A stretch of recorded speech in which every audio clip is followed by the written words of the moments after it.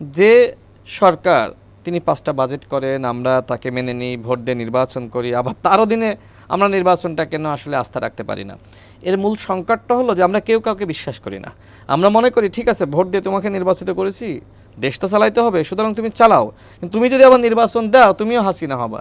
এই জন্য মূলত কেউ কাউকে আসলে এই ধরনের বিশ্বাস না করার কারণে এই তত্ত্বাবধায়ক সরকারের ব্যবস্থা। এই যে বিশ্বাস না করার কারণে হয়েছে, তাহলে ৫ বছর যখন দেশ পরিচালনা করছে তখন কি সেই সরকারকে আমরা বিশ্বাস করি? আমাদের এখানে অর্থনীতিটা এখনো পর্যন্ত আসলে লুটপাটের অর্থনীতি। একটা উৎপাদনশীল অর্থনীতিতে কি হয়, যদি আপনি ক্ষমতায় নাও থাকেন তারপরেও আপনি একটা উৎপাদনশীল অর্থনীতিতে থাকলে আসলে আপনি কোনো না কোনোভাবে আসলে সার্ভাইভ করবেন।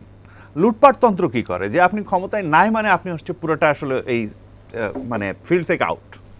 এটা তো আসলে ঘটনা। এই কারণে কি কেউ ক্ষমতা থেকে যেতে চায় না? এই জন্যই কেউ ক্ষমতা ছাড়তে চায় না, যে ক্ষমতায় নাই মানে ও হচ্ছে সমস্ত কিছু থেকে আউট। পলিটিক্যাল কালচারটা বাংলাদেশে তৈরি হওয়ার কিন্তু একটা সুযোগ হয়েছিল ৯০-এর পরে। শেখ হাসিনা করলেন হচ্ছে যে প্রথমেই নির্বাচনের পরে বললেন এই সরকারকে একদিনও আমি শান্তিতে থাকতে দিব না, ফলে কালচারটা প্রথমে কিন্তু আসলে ধ্বংস হয়ে গেল। এই যে কালচারটা তৈরি হওয়ার যে সুযোগ সেটা আসলে তখন আমরা হারিয়েছি। তারপরে আমরা আসলাম আচ্ছা ঠিক আছে রাষ্ট্র ব্যবস্থার মেরামত করতে হবে, সংস্কার করতে হবে।